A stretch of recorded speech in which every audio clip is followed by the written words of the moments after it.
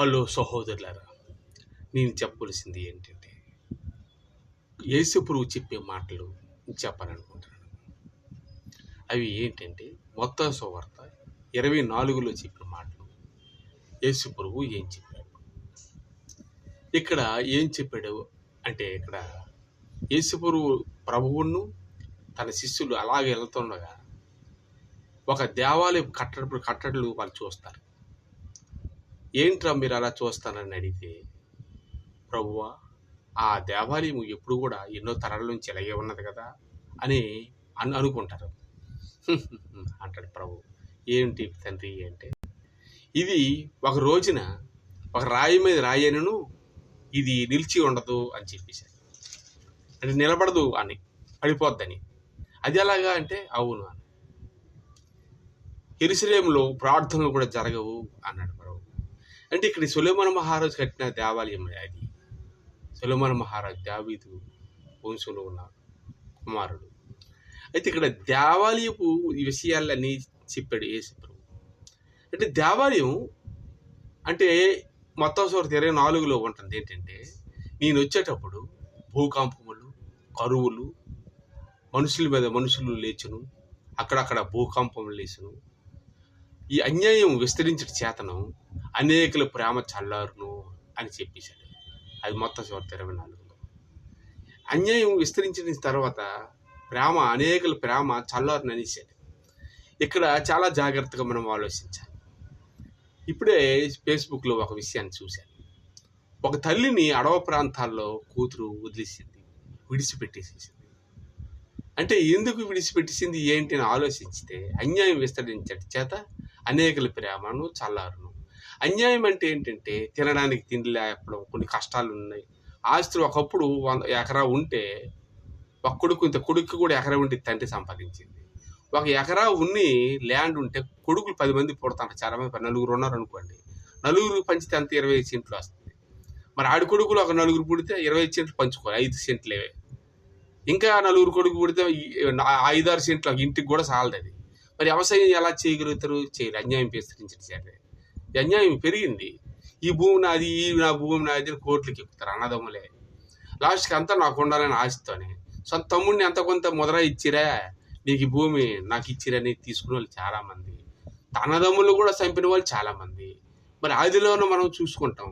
కయ్యోను యోబులు అన్నాడు. కయ్యోను ఏం చేశాడంటే, యోబులు అనేవాడు వ్యవసాయం చేసి గొర్రెలు కాపరాయను. మంచి గొర్రె తీసుకెళ్ళి దేవునికి ఇచ్చి భయభక్తులుగా ఉండేవాడు. మరి ఆ యోబులు గారు భయభక్తులుగా ఉండేవాడు. కయ్యోను ఏం చేశాడంటే, అయితే ఆ యోబులు దేవుడు ఆశీర్వదించాడు, నువ్వు నాకు చాలా నమ్మకంగా ఉన్నావు అని. ఆయన తెలిసిన వ్యాపారం చేసుకుంటూ దేవునికి గొర్రెలు అవి సమర్పించేవాడు. మంచి గొర్రె ఏదైతే దాన్ని సమర్పించేవాడు. నువ్వు నాకు చాలా నమ్మకమైన వాడు, గొప్పవాడు అని దేవుడు కూడా ఆయన్ని ఆశీర్వదించడం, మంచి మాటలు చెప్పడం జరిగింది. ఈ కయ్యోను వాడు చూసి అసూయపడాడు. మా తమ్ముడిని పొగుడుతాడు, నన్ను పొగట్లేదు అని అనేసి ఏం చేశాడంటే, తమ్ముడిని పొలంలో రాగానే పెద్ద రాయి తీసి చంపేశాడు. అది దేవునికి తెలియదని అనుకుంటున్నాడు.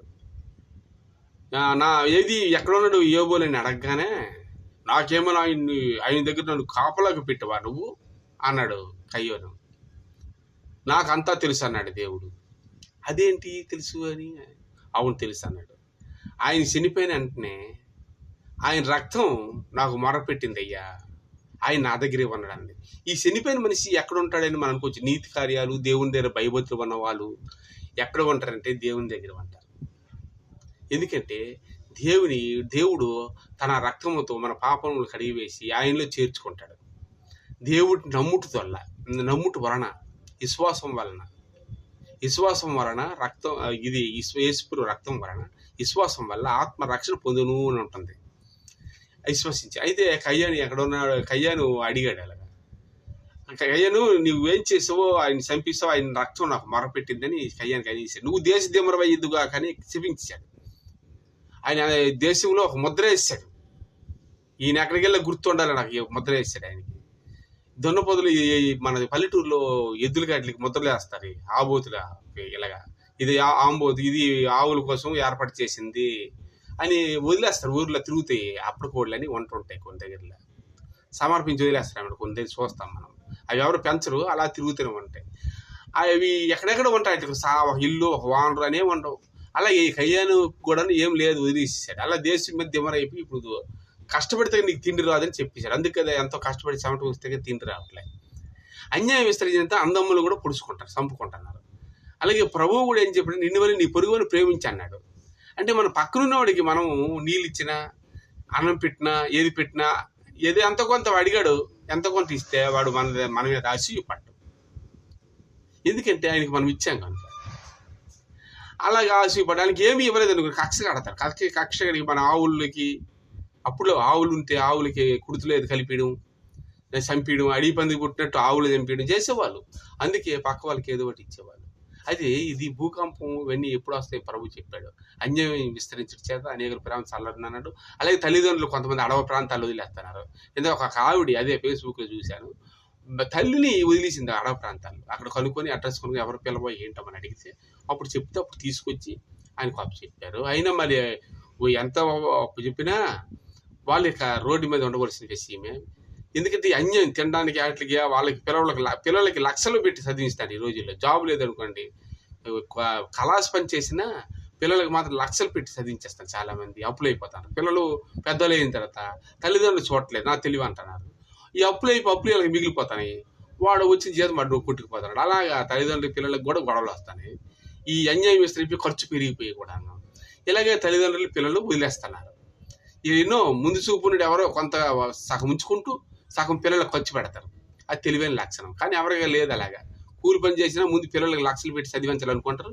వాళ్ళు రోడ్డు మీద పడతారు జాబులు లేక. జాబ్ కట్టి వచ్చేటప్పుడు కూడా నంచాలు కట్టాలి వెళ్ళి. ఇలాంటి జాబులు లేవు, జనాలు ఎక్కువ అయిపోవడం వలన. అయితే ఎప్పుడు ఈ భూకంపం జరుగునని అడిగితే ప్రభు ఇప్పుడు రాజ్యం మీద రాజ్యమును అన్నీ వచ్చును, భూకంపము వచ్చును, పిల్లలు తల్లిదండ్రుల మీద, తల్లిదండ్రుల పిల్లల మీద ప్రేమ చల్లారును, పక్క దేశం నుండి కూడా ఎవరు ప్రేమించడు, పక్క దేశం మీద, ఆ దేశం ఈ దేశం మీద, ఈ దేశం ఆ దేశం మీద చంపుకుందురు, అనేకమైన జరుగును. కానీ వెంటనే యేసు ప్రభు రాదు అన్నాడు. ఎప్పుడు వస్తుందంటే వెంటనే రాదు, కానీ దానికి ఒక టైం వచ్చినప్పుడు అది వస్తుంది అని చెప్పాడు. ఇప్పుడు ప్రారంభం చూసింది ఇది మాత్రం, యుద్ధాలు అన్నీ జరగడం.